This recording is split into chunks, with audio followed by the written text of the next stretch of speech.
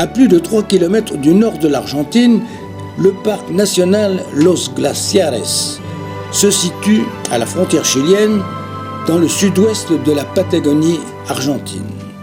Il englobe 2 grands lacs d'origine glaciaire, ainsi que quelques montagnes mythiques pour les alpinistes, mais surtout de nombreux glaciers qui aboutissent dans les lacs. Le lac Argentino est le plus vaste et le plus austral des grands lacs de Patagonie. Situé seulement à 187 mètres d'altitude, il a une profondeur moyenne de 150 mètres, mais peut atteindre les 500 mètres par endroit.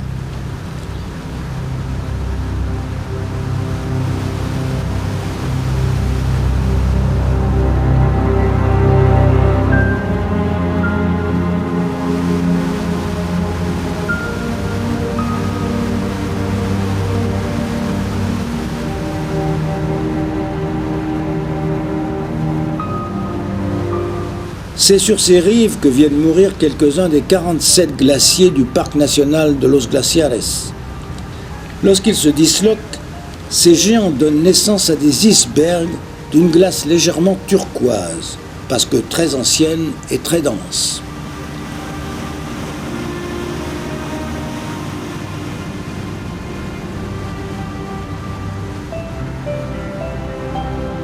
Le cadre est remarquable, avec ce condor qui plane au-dessus de nous et avec les Andes qui nous entourent.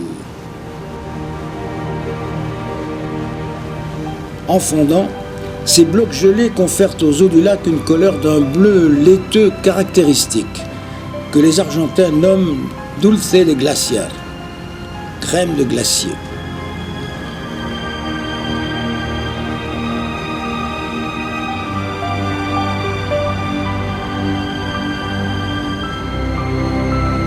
Le glacier d'Uppsala, avec ses 80 km de long, est le principal glacier du parc national.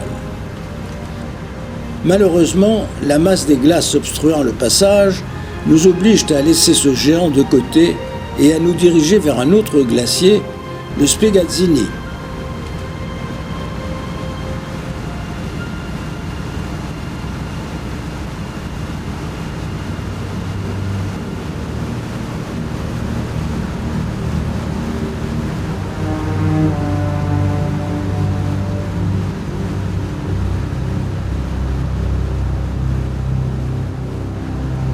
Ici, le bateau se fait tout petit et discret, zigzagant doucement entre les blocs de glace pour nous laisser admirer le spectacle sous tous les angles.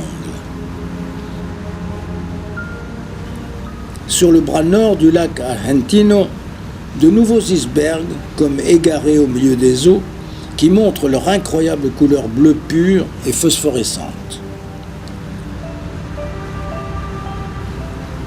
La vue du paysage de roches toujours stériles montre la trace du recul du glacier Seco.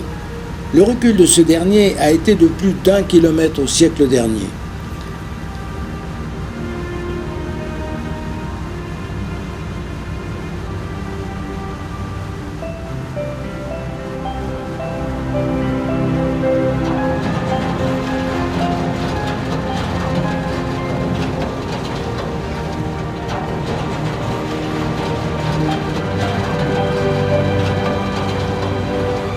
Le glacier Spiegazzini est majestueux, immense. Long de 25 km, il danse sur les montagnes, enveloppant de glace tous les paysages qu'il croise, jusqu'à se perdre dans le lac en nous offrant une façade infranchissable.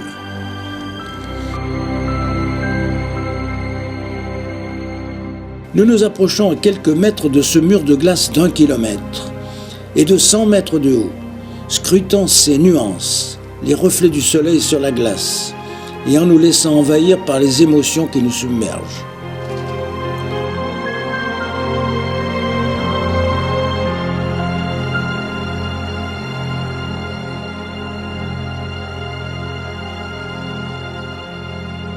Après l'Antarctique et le Groenland, le manteau glaciaire de Patagonie est le 3e plus important au monde. Cette étendue glaciaire a régressé de 500 km² durant les 50 dernières années. et ce retrait pourrait notamment avoir des effets néfastes sur l'approvisionnement en eau dans les régions arides de Patagonie. Dans une zone située à près de 5000 mètres d'altitude, à cheval entre l'Argentine et le Chili, une compagnie canadienne avait prévu d'investir 3 milliards de dollars sur 25 ans pour exploiter un gisement d'or qui aurait pu être parmi les plus gros du monde. La compagnie canadienne avait envisagé de découper en morceaux et de déplacer 3 des glaciers qui bloquaient son périmètre d'activité. Les sénateurs argentins ont adopté une loi interdisant l'exploitation de mines à ciel ouvert dans les zones glaciaires et périglaciaires du pays. Il ne sera enfin pas possible de percer les glaciers de la cordillère des Andes pour en extraire de l'or ou de l'argent.